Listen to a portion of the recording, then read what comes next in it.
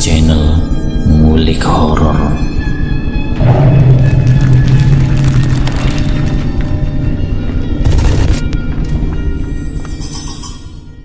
Assalamualaikum warahmatullahi wabarakatuh. Jumpa kembali di channel Ngulik Horor. Channel kami menceritakan tentang kisah-kisah misteri yang mungkin bisa menemani agan-agan dan sista semua ya. Kali ini saya akan membawakan kisah misteri yang ditulis oleh @bristory. Kalian juga dapat mengunjungi tweet beliau langsung ya. Nanti link saya akan sediakan di kolom deskripsinya. Oh ya, dalam cerita ini nama dan tempat saya samarkan semua ya, untuk menjaga privasi pihak yang terlibat di dalamnya. Yuk, daripada kita lama-lama, langsung saja kita simak ceritanya. Kali ini saya akan membawakan kisah misteri yang berjudul Mencekam. Pak Heri dan Wahyu datang ya. Jangan sampai tidak datang. Tidak akan sampai larut malam kok. Jam 9 sudah selesai acaranya. Suatu pagi di hari Jumat, Pak Lurah mengundang kami untuk datang ke rumahnya. Malam harinya dia akan mengadakan selamatan menyambut kelahiran cucunya. Om berniat akan menyempatkan diri untuk datang. Wahyu baru saja pulang dari rumah sakit pada malam sebelumnya. Tubuhnya belum terlalu fit untuk bepergian. Om tidak mengizinkannya untuk ikut ke rumah Pak Lurah walaupun dia bersikeras ingin ikut. Rumah Pak Lurah tidak terlalu jauh, menggunakan motor kira-kira hanya 1 jam ke arah barat perkebunan. Dengan begitu Om berpikir kalau nanti tidak akan terlalu malam, paling lama jam 10 sudah sampai rumah lagi. Pak Lurah termasuk orang yang cukup dekat dengan kami. Beberapa kali dalam 1 bulan beliau pasti mampir ke rumah kami, karena memang kalau ingin ke kota beliau selalu lewat dekat perkebunan. Keluarga besarnya sejak kakek buyut sudah tinggal di daerah sisi luar perkebunan. Makanya Pak Lurah sudah banyak bercerita tentang keadaan perkebunan dan daerah sekitarnya sebelum kami tinggal di situ. Beberapa ceritanya terbilang menyeramkan, malah sangat menakutkan. Yang membuat jadi mengerikan, Pak Lurah berani menjamin kalau cerita itu benar adanya, karena dia mendengarnya langsung dari ayah dan kakeknya. Kakek dari Pak Lurah bisa dikatakan saksi langsung peristiwa-peristiwa mengerikan yang pernah terjadi di perkebunan karet. Namun beliau sudah meninggal jauh sebelum kami datang. Salah satu cerita yang sangat menancap di kepala adalah mengenai pemakaman yang katanya masih ada di perkebunan. Pemakaman yang berisi korban pembunuhan. Yang menakutkan katanya juga pemakaman itu tidak diketahui letak pastinya, karena pelaku pembunuhan melarikan diri entah kemana dan tidak pernah kembali. Yang pasti letaknya di wilayah perkebunan karet. Setelah selesai pekerjaan di hari itu, Om langsung bersiap untuk pergi ke rumah Pak Lurah, berharap sebelum maghrib sudah sampai di sana. Beneran nih Pak, saya nggak boleh ikut. Lagi-lagi Wahyu kembali melontarkan pertanyaan yang sama sejak siang tadi. Tidak usah yuk, kamu istirahat saja. Nanti kalau sakit lagi gimana coba? Jawab Om dengan kalimat yang sama juga. Pak Heri kan baru beberapa kali ke rumah Pak Lurah, memangnya sudah hafal jalannya. Lagian hutan di sebelah barat kan lebih rindang dari bagian lainnya. Kembali Wahyu melontarkan kalimat yang kali ini sedikit membuat Om goyah, akan mengajak Wahyu atau tidak. Memang wilayah hutan sebelah barat lebih rindang dan sepi daripada wilayah lainnya. Karena itulah jarang ada orang yang melintas. Banyak yang lebih memilih jalur lain walau harus memutar lebih jauh. Tapi melihat kondisi Wahyu yang masih kelihatan lemas, Om membulatkan tekad untuk tetap berangkat sendirian. Tidak apa-apa Yu, saya sendiri saja. Toh nanti jam 9 sudah pulang lagi. Percakapan selesai, Om langsung keluar rumah dan menyalakan mesin motor. Jam 5 sore matahari sudah terlihat malas menebar cahayanya. dia memilih untuk mulai bersandar di ufuk barat. Tetapi sinar kuningnya tetap masih menembus sela-sela pepohonan karet. "Saya jalan dulu yuk, kamu jangan kemana-mana ya." "Baik pak, hati-hati di jalan ya." Setelah berpamitan, Om berangkat, menelusuri jalan setapak, menembus perkebunan karet. Om memacu motor dengan kecepatan sedang, tidak terlalu cepat tapi tidak lambat juga. Angin mulai terasa lebih sejuk, karena sore sudah semakin mendekati malam. Beberapa kali Om harus menutup wajah karena beberapa kali binatang kecil berterbangan menghalangi jalan. Seingat Om baru 2 atau 3 kali melalui jalan ini, itu pun berboncengan dengan Wahyu. Sedikit lupa membuat Om harus berhenti beberapa kali ketika jalan setapak bercabang 2. Om harus berpikir sejenak untuk memilih salah satunya. Awalnya ketika menemui jalan bercabang, Om masih yakin dengan jalur yang dipilih. Tapi lama-kelamaan mulai ragu, karena yang Om ingat jalan yang ditempuh seharusnya lebih banyak menanjak. Ini malah selalu turun. Apalagi ketika sudah melewati wilayah perkebunan karet dan mulai memasuki hutan rindang. Om semakin ragu. Sekali lagi Om melirik arloji. Masih jam 6 kurang 10 menit. Suasana semakin remang. Sepertinya sebentar lagi akan gelap dan masuk waktu maghrib. Om menyalakan lampu motor untuk membantu penglihatan, sambil terus menyusuri jalan hutan yang semakin lebat pepohonannya. Berbeda dengan ketika di awal perjalanan tadi, Om mulai merasa asing dengan suasananya. Sepertinya Om belum pernah melalui jalur itu, sama sekali tidak kenal wilayahnya. Belum ada perasaan takut atau was-was. Om tetap melanjutkan perjalanan. Sampai ketika di satu tempat, Om menghentikan laju motor. Karena Om merasa pernah melewati jalur ini sebelumnya. Ada 2 pohon sangat besar menjulang tinggi berdiri di kanan kiri jalan. Om yakin kalau beberapa belas menit yang lalu sudah melewatinya. "Aduh, kok balik ke sini lagi ya?" Om bertanya-tanya dalam hati. Lantas tanpa pikir panjang, Om kembali melanjutkan perjalanan. Sekali lagi Om melirik ke arloji. Sudah jam 6 lewat 15 menit.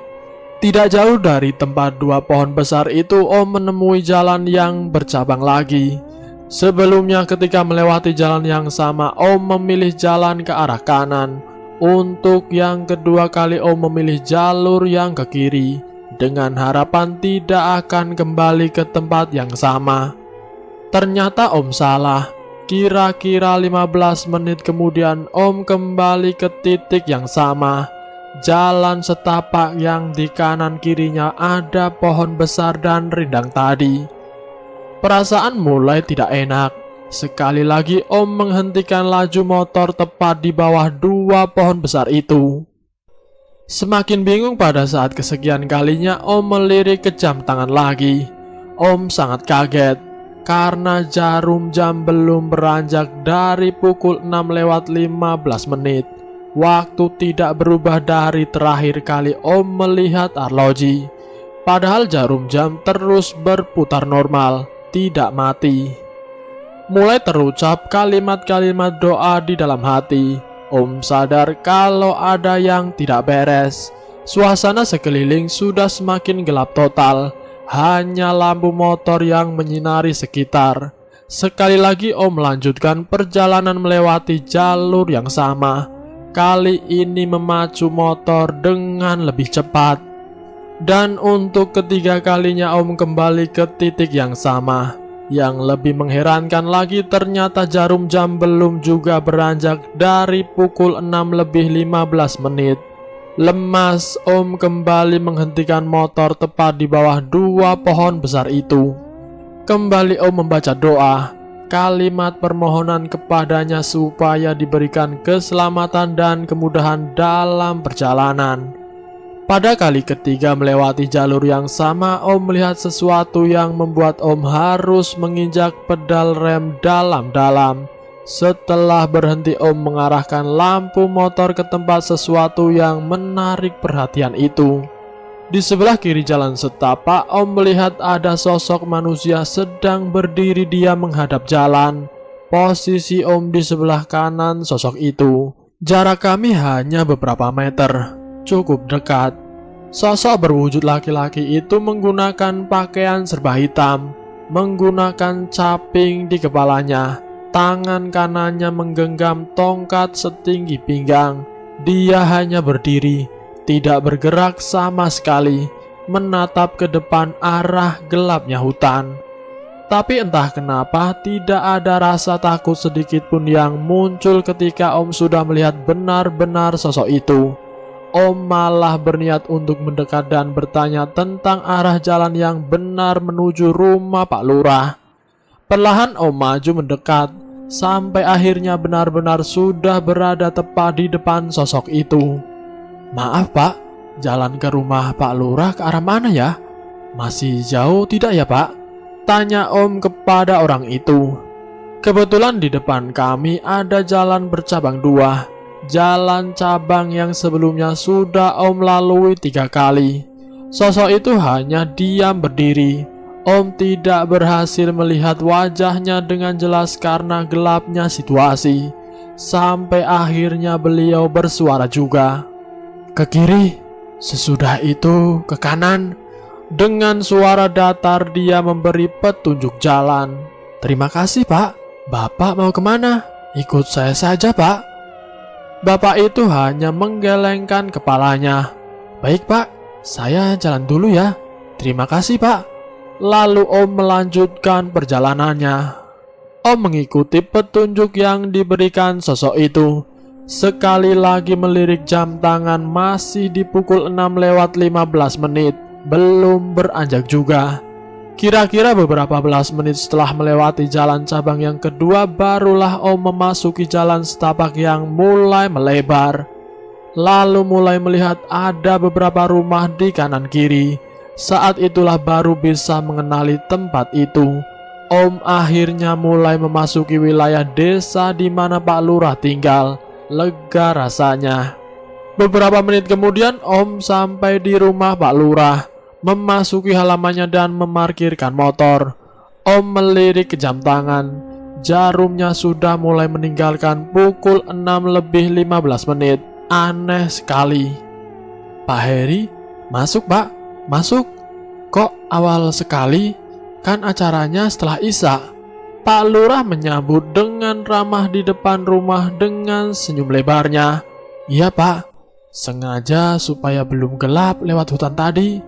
Setelah itu Om meminta izin untuk sholat maghrib di rumahnya. Suasana sudah agak ramai ketika Om kembali ke ruang tamu. Beberapa anggota keluarga dan tetangga sudah berkumpul. Om ikut bergabung. Beberapa tamu adalah pekerja perkebunan karet yang selalu bertemu dengan Om setiap harinya.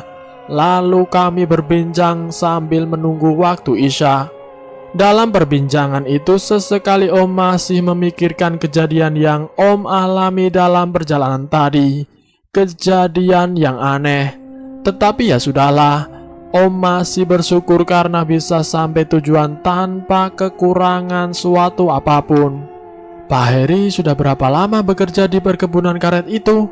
Pertanyaan tiba-tiba muncul dari seorang bapak yang kelihatannya sudah berumur 50 tahunan.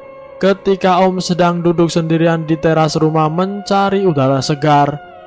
Bapak itu duduk di sebelah Om sambil menyalakan batang rokok di tangannya. "Kira-kira sudah 1 tahun lebih Pak," jawab Om. "Wah, sudah lama juga ya. Kuat juga tinggal di situ." Bapak itu melontarkan kalimat dengan senyuman. "Kuat gimana ya Pak?" tanya Om penasaran. "Saya mau cerita sedikit, tapi nanti jangan ketakutan setelah mendengarkannya ya." Kembali bapak itu melontarkan kalimat sambil tersenyum. "Ah, aku kan sudah terbiasa dengan ketakutan-ketakutan di rumah itu." gumam Om dalam hati. Jadi sebelum perusahaan Pak Heri mengambil alih perkebunan itu, sudah 2 kali ada perusahaan swasta yang mencoba mengelolanya. Tapi keduanya hanya bertahan sebentar. Sepanjang yang saya ingat hanya bertahan kurang dari 1 tahun. Bapak itu mulai bercerita cukup panjang. Bapak tahu alasannya kenapa bisa seperti itu, Pak? Om mulai penasaran. Alasan pastinya saya kurang tahu. Tapi menurut penduduk di sini yang pernah bekerja di tempat itu, katanya tidak ada karyawan yang tahan di perkebunan itu. Tidak ada yang kuat tinggal berlama-lama di rumah yang Pak Heri tinggal sekarang. Banyak gangguan yang mengerikan, terornya menakutkan. Bahkan ada 1 orang karyawan yang katanya menghilang. Sampai sekarang tidak pernah ditemukan lagi. Glek, Om menelan ludah mendengar cerita itu. Sialan bapak ini, kenapa mesti cerita seperti itu sih? Lalu dia melanjutkan, tapi sepertinya Pak Heri orang yang kuat dan pemberani. Buktinya sampai saat ini masih bisa bertahan. Ya Pak, kami tidak merasa hal-hal aneh kok. Om berbohong juga akhirnya. Tidak lama kemudian Pak Lurah muncul dari dalam rumah. Syukurlah, ayo sholat isya dulu. Lalu acara akan dimulai. Om agak lega ketika baru jam 8 lewat sedikit tetapi acara pengajian sudah selesai. Bersyukur karena berarti tidak harus pulang larut. Tapi baru saja berniat untuk pamit, Pak Lurah mengajak untuk makan malam. Tidak enak untuk menolak. Akhirnya Om ikut ajakannya. Lalu kami berkumpul untuk makan di ruang tengah. Rumah ini tergolong cukup besar. Ada beberapa kamar di dalamnya. Menurut Pak Lurah, kedua anaknya yang sudah menikah dan sudah memiliki anak juga masih tinggal bersamanya. Sedangkan anak yang pertama sudah memisahkan diri dengan merantau ke luar pulau. Rumah besar dengan desain minimalis tapi masih cukup nyaman untuk ditinggali. Langit-langit yang tinggi membantu suhu di dalamnya menjadi cukup dingin karena angin mengalir baik. Tipikal rumah di pedesaan. Foto-foto berfigura bermacam ukuran tergantung pada dinding ruang tamu. Lemari kayu besar berdiri kokoh memisahkan ruang tamu dengan ruang tengah. Istri dan anak perempuan Pak Lurah masih hilir mudik melayani tamu menghidangkan kue-kue dan minuman teh atau kopi. Sementara Om sudah mulai melirik ke jam dinding. Sudah hampir jam 8:30. Pak Heri menginap saja di sini. Besok pagi saja pulangnya. Sepertinya Pak Lurah menangkap gelagat Om yang sudah gelisah ingin pulang. Saya harus pulang, Pak. Wahyu sendirian di rumah, masih sakit juga kan? Jadi mumpung belum terlalu malam, saya pamit pulang ya Pak. Terima kasih atas jamuannya. Akhirnya Om memberanikan diri untuk pamit. Namun Pak Lurah masih bersikeras menyuruh menginap di rumahnya. Tidak, Om harus pulang. Tidak tega meninggalkan Wahyu sendirian di rumah dalam keadaan yang belum benar-benar sehat. Ya sudah, kalau Pak Heri memaksa untuk pulang, hati-hati ya Pak. Kalau ragu, Pak Heri bisa kembali lagi ke sini. Pintu rumah ini selalu terbuka. Di halaman rumah Pak Lurah akhirnya melepas Om untuk pergi. Sejujurnya ada sedikit keraguan kalau mengingat peristiwa Om yang kesasar dalam perjalanan berangkat tadi. Tapi ya sudahlah, Om harus pulang. Masih belum terlalu malam juga. Setelah menyalakan mesin motor, Om melaju meninggalkan rumah Pak Lurah dengan kecepatan sedang. Desa tempat Pak Lurah tinggal termasuk desa yang cukup besar dan luas. Namun tetap saja ketika melintas di tengah-tengahnya pada jam 8:30 malam, Om tidak melihat lagi ada penduduknya yang lalu lalang di luar rumah. Suasana desa sudah sepi. Jalan tanah selebar 3 meter Om susuri dengan pasti, mengarah ke wilayah hutan di depan. Sekitar 15 menit kemudian dari kejauhan Om sudah dapat melihat gapura besar. Gapura itu menandakan batas desa. Setelahnya Om akan memasuki wilayah hutan. Jalan setapak yang hanya tinggal satu jalur kecil menandakan kalau Om sudah meninggalkan wilayah desa. Angin dingin menyerap wajah dan tubuh ketika sudah benar-benar masuk wilayah hutan. Gelapnya langsung menyelimuti. Redupnya tebaran cahaya lampu motor sedikit membantu penglihatan. Memacu motor dengan kecepatan sedang. Beberapa menit perjalanan Om masih mengenali jalur yang dilewati. Cahaya langit cerah sedikit menembus pepohonan di beberapa bagian hutan. Sebagian besar lainnya hanya gelap gulita. Suara deru mesin motor hanya satu-satunya suara yang terdengar. Walau sesekali suara patahan dahan kering yang melintang terlindas roda motor juga memecah kesunyian. Yang ada di dalam pikiran hanya ingin cepat-cepat menembus hutan dan sampai di rumah. Berharap demikian. Kira-kira sudah setengah jam perjalanan, gelapnya malam membuat Om sama sekali tidak bisa melihat dengan jelas pukul berapa pastinya saat itu. Beberapa kali melirik ke arloji yang melingkar di tangan, tidak ada hasil. Namun ketika motor masih melaju dengan normal, tiba-tiba Om menginjak pedal rem dalam-dalam. Ada sesuatu di depan.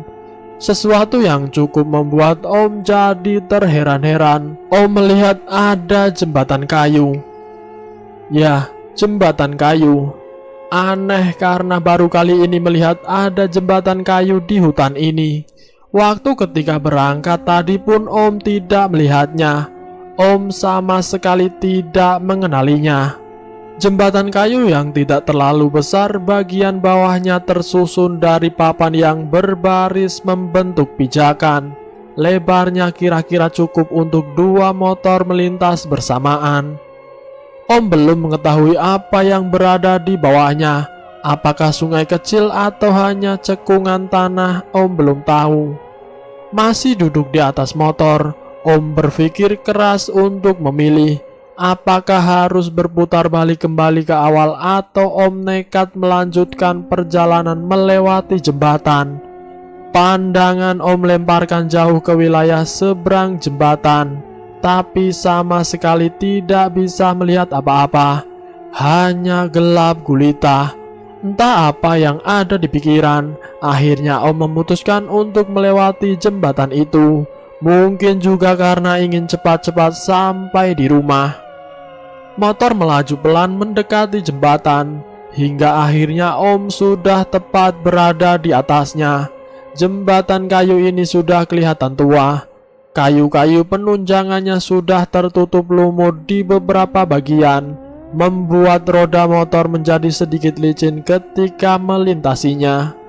Bunyi gesekan papan kayu juga terdengar berdenyit bersahutan.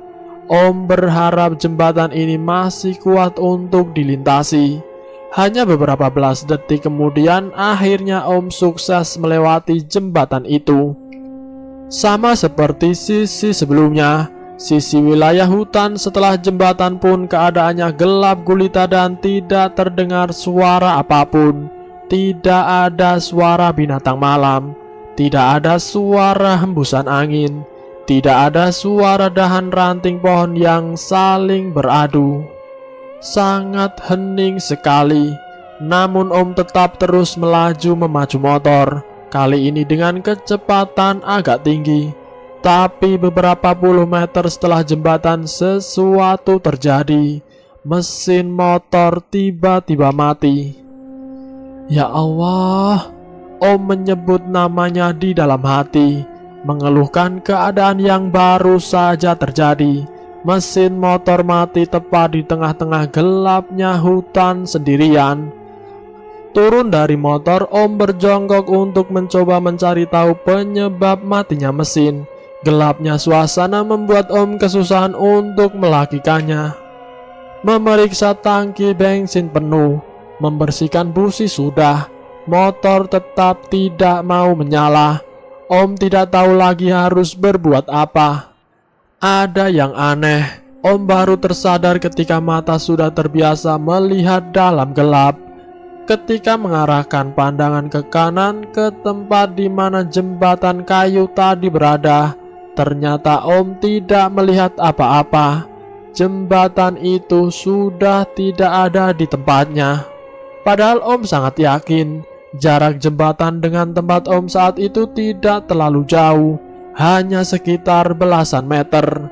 Yang terlihat cuma pepohonan tinggi besar di dalam keadaan gelap gulita. Hanya pantulan cahaya langit yang sedikit membantu menyingkirkan gelap. Om terduduk lemas, pasrah tidak tahu apa yang harus dilakukan. Sama sekali tidak mengenali tempat ini. Sama sekali tidak tahu harus berjalan kemana dengan keadaan motor yang mogok.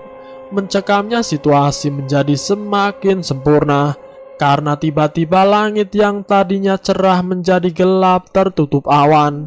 Suasana semakin gelap. Hingga pada akhirnya ketakutan Om menjadi kenyataan. Rintik hujan mulai turun. Dalam kepasrahan menerima keadaan, Om melirik ke arah kiri. Jalan setapak yang menanjak. Di kejauhan Om melihat sesuatu. Dalam gelapnya malam dan rintik hujan, tiba-tiba Om melihat ada bangunan yang berdiri di sela-sela pepohonan.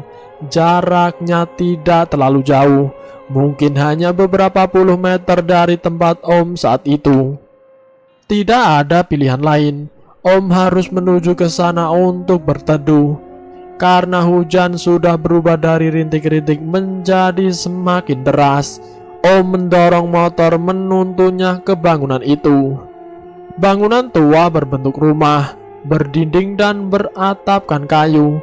Tidak terlalu besar, namun Om pikir akan cukup untuk sekedar berteduh. Ada pohon tua yang kelihatan hanya tinggal dahannya saja, berdiri tepat di depannya. Jalan menanjak harus dilalui ketika harus menuju rumah itu. Sambil mendorong motor, Om harus mengarahkan tenaga cukup besar untuk mencapainya. Hingga beberapa menit kemudian Om sampai di terasnya. Kemudian memarkirkan motor tepat di depan pintu. Sepertinya bangunan ini kosong. Sama sekali tidak ada cahaya lampu yang terlihat. Gelap dan sunyi. Teras rumah yang sangat sempit membuat tubuh Om tetap basah terkena cipratan air hujan yang terus semakin deras. Keadaan sekitar bangunan cukup lapang. Hanya ada pohon tua tadi yang berdiri paling dekat. Om melemparkan pandangan ke sekeliling. Tidak ada bangunan lain. Hujan yang tadinya hanya sendirian menyempurnakan suasana. Akhirnya angin mulai datang menemani. Angin yang lama-kelamaan semakin kencang bertiup. Karena angin itulah Om menjadi semakin bertambah basah kuyup, mulai menggigil kedinginan. Tidak ada lagi, akhirnya memutuskan untuk mencari pintu dan berniat untuk masuk ke dalam bangunan. Sebuah keputusan yang akan Om sesali belakangan. Benar, bangunan ini kosong ketika Om sudah berada di dalamnya. Di depan pintu yang tadi tidak terkunci, Om berdiri beberapa saat untuk memperhatikan sekitar. Ruang kosong berbatas dinding kayu pada setiap sisinya. Hanya ada kursi tua yang teronggok di dekat pintu ditemani meja kayu di hadapannya. Perlahan Om melangkah masuk dalam keadaan gelap, masih berdiri di dekat kursi. Om melihat ada pintu yang terbuka lebar pada dinding yang ada di seberang. Jarak pintu belakang itu sekitar 7 meter dari tempat Om berada.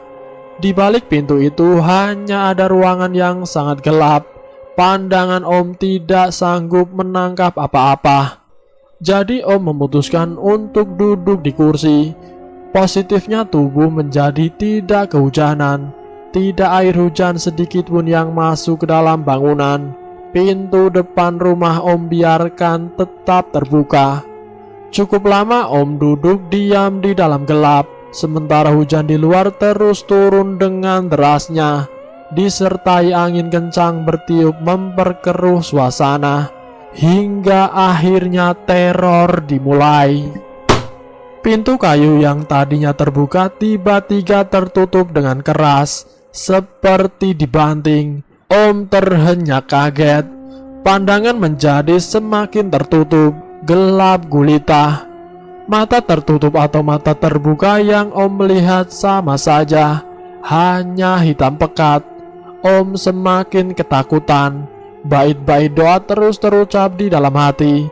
Suasananya sangat mencekam sangat. Gelap gulita itu cukup lama berlangsung, sementara Om tetap duduk diam karena tiba-tiba badan tidak bisa bergerak. Perasaan semakin berkecamuk. Om yakin akan ada sesuatu yang terjadi sebentar lagi. Benar saja, tiba-tiba di sudut ruangan muncul cahaya kecil. Cahaya yang perlahan mulai menerangi seisi ruangan. Setelah Om perhatikan benar-benar, ternyata cahaya itu bersumber dari lampu templok yang menempel di dinding. Lampu templok kecil itu menyala dengan sendirinya. Letak lampu itu dekat dengan pintu belakang yang dari awal sudah dalam keadaan terbuka. Saat itulah Om baru dapat melihat seluruh ruangan dengan jelas.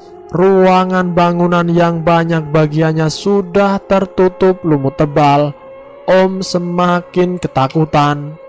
Om nyaris pingsan ketika sadar kalau ternyata sejak tadi di ruangan itu Om tidak sendirian. Ada sosok yang menemani, sosok yang membuat jantung serasa berhenti berdegup. Sosok yang tengah terbaring di sudut ruangan, tepat di bawah lampu templok, di sebelah pintu belakang. Sosok itu adalah Pocong. Pocong dengan balutan kain putih kusam, terbaring diam tidak bergerak, sangat mengerikan. Dalam situasi yang mencekam itu Om tetap tidak mampu untuk bergerak. Akhirnya hanya bisa menutup mata, tidak berani melihat ke depan. Dalam keadaan mata terpejam, tiba-tiba Om mendengar sesuatu. Terdengar suara langkah kaki. Langkah kaki yang terseret-seret.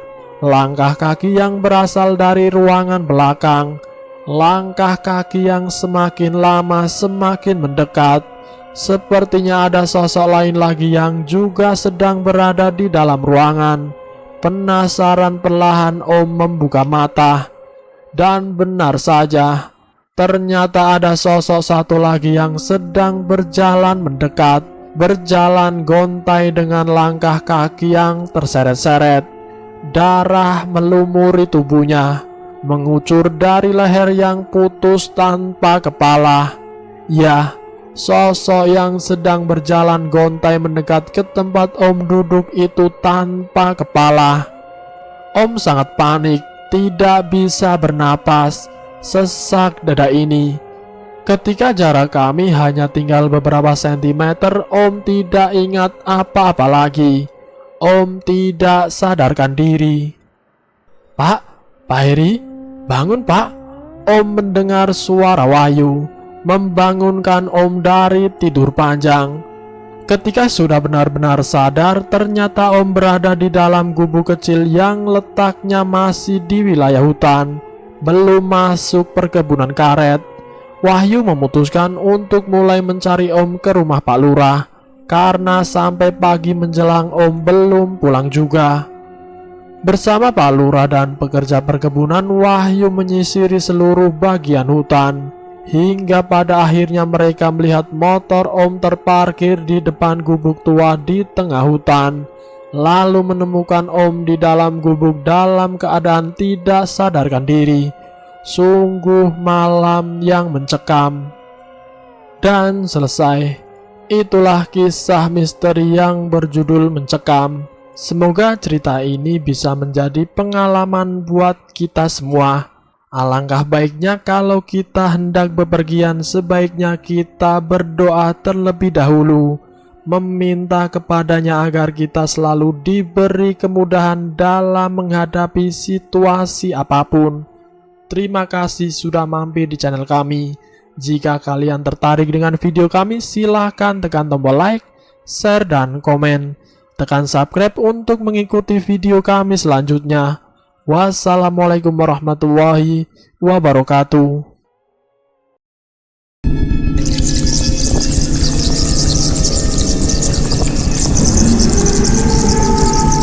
Selamat datang di channel Ngulik Horor.